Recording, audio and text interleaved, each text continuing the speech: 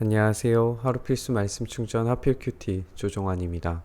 오늘 함께 나눌 하나님 말씀은 출애굽기 4장 1절에서 17절까지 말씀입니다. 네, 함께 읽으면서 묵상하시죠.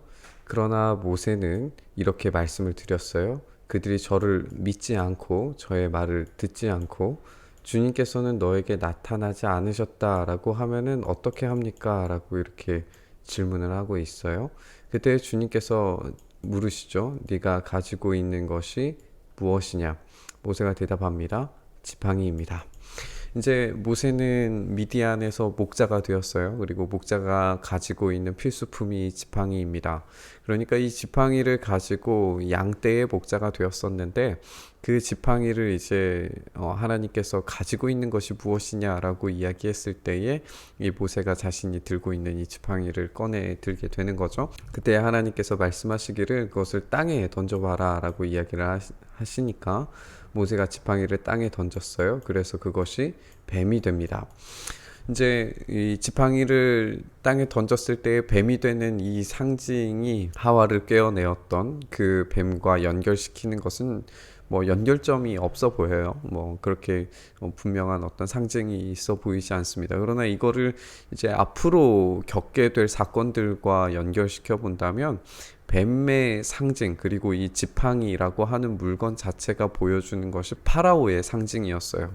파라오의 이 이마에 이 뱀 모양이 있고 그리고 파라오는 늘 이제 지팡이를 들고 있었으니까 어떤 파라오의 상징이라고 볼 수 있는데 그 파라오의 상징이 된 이 뱀을 하나님께서 집으라라고 그렇게 이야기를 하시는 거죠. 주님께서 모세에게 말씀하시기를 손을 내밀어서 그 꼬리를 잡아라 라고 그렇게 말씀을 하세요. 모세가 손을 내밀어서 이 꼬리를 잡으니까 그것이 그의 손에서 도로 지팡이가 되었다라고 이렇게 설명을 합니다. 우리가 뱀을 일반적으로 잡았을 때에는 머리를 잡는 게 일반적이에요. 왜냐하면은 머리를 잡아야 물릴 수 있는 그런 위험을 미리 막을 수 있기 때문에 그렇겠죠. 그런데 하나님께서 꼬리를 잡으라라고 그렇게 말씀하신 것은 굉장히 위험한 행동입니다. 아마도 이 뱀의 종류가 무엇이었을까를 생각을 해보면 이게 또 파라오의 상징이랑 좀 연결시켜서 생각을 해보면 아마 이제 코브라나 비슷한 어떤 독사의 종류였을 텐데 그거를 꼬리를 잡으라고 하는 그 명령에 순종하는 것 자체도 굉장히 좀 어려움이 있었을 거예요. 그러니까 지금 모세는 당신의 이름이 무엇입니까? 라고 그렇게 질문을 했고 내가 누구라고 그 사람들에게 이런 명령을 가지고 왔다라고 설명해야 됩니까? 라고 그렇게 질문을 하면서 이 자기의 정체성과 또 나를 보내신 분에 대한 어떤 질문들, 이런 의심들, 이런 것들을 가지고 있는 것처럼 보이는데 이 장면에서 하나님께서 지팡이가 뱀으로 변했을 때 그 뱀의 꼬리를 잡으라고 말씀하심으로써 이제 모세는 하나님의 말씀에 대한 어떤 믿음의 표현을 해내야 되는 거예요. 그러니까 이 꼬리를 잡았을 때에 그 믿음의 행동을 했을 때에 다시 지팡이가 되었다라고 이렇게 이야기를 합니다. 지금은 이제 다시 지팡이가 되었다라고 이렇게 설명하고 있지만 이 지팡이가 바로 애굽을 치게 되는 그 기적의 장면들에서 사용되는 하나님의 지팡이로 변하게 될 거예요. 우리가 내일 본문에서 읽을 때에 하나님의 지팡이가 된다는 것을 우리가 알게 될 겁니다. 하나님께서 말씀하세요. 내가 이렇게 해서 이적을 보여주면 주 너의 조상의 하나님 곧 아브라함의 하나님 이삭의 하나님 야곱의 하나님이 너에게 나타난 것을 믿을 것이다 라고 그렇게 하나님께서 말씀을 하세요. 또 하나님이 말씀하세요. 너의 손을 품에 넣어보아라. 그래서 모세가 손을 품에 넣었다가 꺼내보니까 손에 악성 피부병이 들어서 흰눈이 덮인 것 같이 보였다라고 그렇게 나옵니다. 이 악성 피부병 그러니까 우리가 이제 개역개정 성경에서는 문둥병으로 나오게 될 거고 이제 한센시 병으로 우리가 이해할 수가 있는데 사실 이거는 문둥병, 한센시 병으로 통칭하는 어떤 그런 병만 여기에서 이제 말하는 것은 아니고 이 피부 자체가 이제 썩게 되는 또는 어떤 곪게 되는 그 모든 피부병 질환의 모든 것들을 이 이제 한센시 병으로 통칭해서 이야기를 하는데요. 이런 장면이 갑자기 이제 하나님께서 이 손이 이렇게 변하게 만드는 것, 또는 이제 문둥병이 걸리는 어떤 그런 장면들은 어떤 오만함 때문에 그렇게 되는 경우들이 구약에 종종 등장을 하게 됩니다. 손을 품에 넣고 빼었는 데에 이 손이 문둥병이 되는 것, 이거 자체가 어떤 모세 안에 있는 그런 오만함들을 적나라하게 드러내는 그런 일일 수 있습니다. 그때 주님께서 너의 손을 품에 다시 넣어보아라 라고 그렇게 말씀하셨어요. 그러니까 손을 다시 품에 넣었다가 꺼내 보니까 손에 살이 본래대로 돌아와 있었다라고 이렇게 이야기를 합니다. 그들이 내가 하는 말도 믿지 않고 첫 번째 이적의 표징도 받아들이지 않더라도 이 두 번째 이적의 표징은 믿을 거다. 그들이 이 두 이적도 믿지 않고 너의 말도 믿지 않으면 너는 나일강에서 물을 퍼다가 마른 땅에 부어라. 그러면 나일강에서 퍼온 물이 마른 땅에서 피가 될 것이다. 이거는 이제 첫 번째 기적이죠. 우리가 이것을 첫 번째 재앙으로서 우리가 받아들이게 될 텐데, 그러니까 이런 말들 가운데에서 지금 이스라엘 백성들이 하나님께서 보내셨다라고 하는 사실을 믿지 않을지라도 기적이 진행되어져 가는 어떤 이런 상황 가운데에서 반드시 하나님의 일을 발견할 수밖에 없다라고 하는 것을 이제 하나님께서 말씀하시는 거예요. 모세가 말합니다. 주님 죄송합니다. 저는 본래 말재주가 없는 사람입니다. 전에도 그랬고 주님께서 이 종에게 말씀을 하고 계시는 지금도 그렇습니다. 저는 입이 둔하고 혀가 무딘 사람입니다. 라고 이렇게 이야기를 해요. 그때 하나님께서 누가 사람의 입을 지었냐, 누가 말 못하는 일을 만들고 듣지 못한 일을 만들며 누가 앞을 볼 수 있는 사람이 되게 하거나 앞 못 보는 사람이 되게 하였느냐, 바로 나 주가 아니더냐라고 이렇게 말씀을 하세요. 이걸 좀 한번 자세히 생각을 해보면 모세는 입이 둔하고 혀가 무디다라고 이야기를 하면서 자신을 말 못하는 존재라고 이야기를 하는데, 이 말 못하는 일을 하나님께서 만들었다라고 그렇게 이야기를 하시는 거죠. 그리고 여기 듣지 못하는 이, 그리고 앞을 볼 수 없는 사람, 뭐 이런 사람들을 다 하나님께서 만드셨다라고 했는데, 말하는 것, 듣는 것, 보는 것, 이 모든 것이 지금 하나님께서 이스라엘 백성들을 향하여서 하고 계시는 일이라는 것을 우리가 한번 기억해 봤으면 좋겠어요. 하나님은 보고 계시고 기억하시고 그들을 향하여서 자신의 입을 대신할 모세를 보내시고 계시는 거예요. 그러니까 우상들은 이방의 신들은 이걸 할 수가 없어요.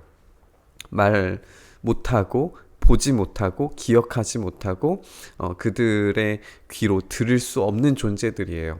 그러나 하나님께서는 들으시고 보시고 말씀하시며 그들 가운데 살아계시는 역사를 일으키시며 또 그들을 고치셔서 듣게 하시고 보게 하시고, 그리고 이 모세가 자기가 입이 둔합니다라고 말할 때조차도 말하게 하시는 분이라는 거예요. 그러니 내가 말하는 것을 내가 돕겠다, 내가 할 말을 할 수 있도록 내가 너에게 가르쳐 주겠다 라고 이렇게 말씀을 하십니다. 모세가 머뭇거리면서 주님 죄송합니다, 제발 보낼 만한 사람을 보내시기를 바랍니다. 이거는 이제 겸손의 말처럼 보이는데 사실상 겸손의 말이 아니라 불순종인 거죠. 아직도 여전히 이제 오만함이죠. 그 안에 주님의 명령에 따라서 움직이지 못하는, 여전히 그 믿지 못하는 그런 벽이 있는 것을 발견을 하게 돼요. 그때 주님께서 말씀하시죠. 크게 노하셔서 말씀하십니다. 레위 사람인 너의 형 아론이 있지 않냐. 그가 말을 잘하는 줄을 안다.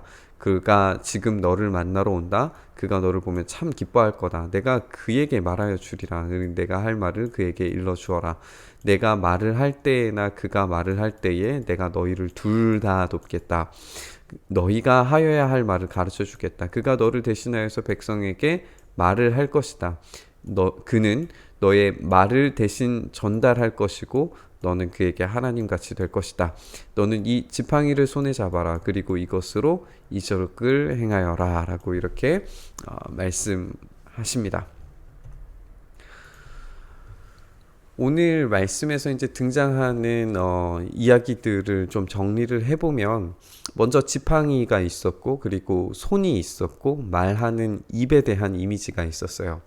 첫 번째 이 지팡이가 뱀으로 변했다가 그것의 꼬리를 잡는 어떤 신뢰의 도약이 필요했고 그리고 자기의 어떤 힘과 권위, 능력을 상징하는 이 손이 아무 능력 없는 이 불치병인 이 문둥병이 되었다가 고쳐지는 그런 일들이 있었고요. 그리고 말할 수 없는 존재입니다 라고 하는 그 이야기 속에서 하나님께서 보고 듣고 말하게 하시는 어떤 그런 일들을 변화시키시는 것을 보게 됩니다. 이 모든 것들을 한번 종합해서 생각을 해보면 하나님께서 지금 이스라엘 백성들을 향하여 어떤 일을 하기 원하시는지에 대해서 우리가 한번 생각을 하게 되는 것 같아요. 하나님은 직접 자신이 이 하나님의 지팡이로 대변되어지는 이 모세의 지팡이 가운데에서 보여지길 원하시는 건 뭐냐면 이제 내가 이스라엘의 목자가 되겠다라고 하는 것을 보여주실 겁니다. 그래서 이스라엘이 하나님의 지팡이를 따라 그 기적을 따라 하나님의 인도를 따라 움직이는 하나님의 양들이 되어야 될 거예요. 그렇게 광야를 움직일 때에 하나님께서 날마다 주시는 그 꼴과 마실 것들을 얻게 되는 하나님이신 목자를 따라가는 어린 양들이 되게 될 겁니다. 그리고 이제 모세가 자신의 손은 이제 문둥병이 걸리고 불치의 병이 걸리지만 하나님께서 치유하시잖아요. 그러니까 모세의 손은 쓸모없는 손이야. 하나님이 불치병으로 만드실 수도 있고 고치실 수도 있는 그런 손이에요. 그러나 하나님의 크고 강력한 손은 이스라엘을 꺼내시기에 조금도 부족함이 없는 강력한 손으로 드러나실 겁니다. 모세의 손은 하나님께서 어떻게 하실 수 있는 그런 보잘것없는 손이지만 하나님께서 그 손을 들어서 이제는 손이 내려오지 않았을 때에, 그러니까 하나님을 향하여서 전적인 신뢰와 모든 것들을 다 던진 그 신뢰의 도약으로 자신의 손을 번쩍 들었을 때에 그 어떤 이방의 적들조차도 물리칠 수 있는 그런 강력한 하나님의 손으로 드러나게 된다는 것을 우리가 출애굽기를 통하여서 보게 될 겁니다. 모세는 말할 수 없는 존재라고 그렇게 이야기를 하고 있지만 사실상 모세는 그런 존재가 아니죠. 왕 앞에서도 말할 수 있는 그런 지혜로운, 이미 교육이 다 되어져 있는, 그리고 하나님께서 그 말을 주셨을 때에 그 말을 하기만 하면 능력 있고 권위 있는 말로 전달될 거예요. 그러니까 사실상 이 모세가 말을 못하는 존재가 아니라 잘할 수 있는 존재지만 자기가 그런 믿음의 도약을 할 수 없는 것은 결국 모세가 지금 제대로 보지 못하고 있고 제대로 듣고 있지 못하는 존재라는 것을 반증하는 거예요. 그러나 모세가 드디어 이제 하나님의 명령에 따라서 순종하는 존재가 되었을 때에, 그 속에서 이제 예배하는 존재가 되었을 때에, 온전히 자신을 드리는 존재가 되었을 때에 모세가 제대로 듣고 보고 말함으로써 하나님의 놀라운 역사를 대언하는 존재가 되어져 간다는 것을 우리가 발견하게 될 겁니다. 그러니까 이 장면은 위대한 출애굽의 어떤 축약되어져 있는 하나님이 어떻게 일하실 것인지에 대한 이야기를 담고 있는 그런 본문처럼 읽혀집니다. 우리 가운데 하나님께서 그렇게 목자 되시고 하나님의 강력한 오른손으로 우리를 붙잡으시며 우리를 보고 듣고 기억하시는 존재가 되어서 우리가 인생의 광야를 걸어가는 것 같지만 하나님의 지팡이, 하나님의 강력한 손이 우리를 그 아름다운 인생을 보고 듣게 하시고 마침내 고백하게 하시고, 그리고 그 고백을 통하여서 하나님께서 영광 받으시는 그 예배자의 존재, 예배자의 삶까지 나아가게 하신다는 것을 우리가 이 말씀 통해서 함께 묵상했으면 좋겠습니다. 그렇게 참된 하나님의 인도를 따라 예배자로 살아가는 우리 모두 될 수 있기를 간절히 소망합니다. 이 말씀 가지고 묵상하면서 우리 기도의 자리로 나아가시죠. 주님, 우리를 그렇게 끊임없이 인도하시고 우리 가운데 크신 손으로, 그 권능의 손으로 우리를 이끌어 가시며 우리에게 보게 하시고 듣게 하시고 또 우리를 향하여 우리의 기도를 들으시고 우리의 고통을, 고난을 보시고 우리 가운데 기억하신 바 되어서 역사하시는 그 어떤 것도 끊을 수 없는 우리 주님의 그 사랑을 우리가 의지하여 나아가오니, 하나님 오늘도 광야 같은 우리의 삶의 지팡이와 막대기로 선한 길로 쉴만한 물가로 끊임없이 인도하시는 주님의 놀라운 은혜의 역사를 우리가 발견하는 오늘 하루 우리의 삶이 될 수 있도록 역사하여 주시옵소서. 그렇게 일하여 주시기를 간절히 소망하며 우리 주님 예수 그리스도의 이름으로 기도드리옵나이다. 아멘. 오늘 부딪힌 말씀 가지고 함께 기도의 자리로 나아가시죠.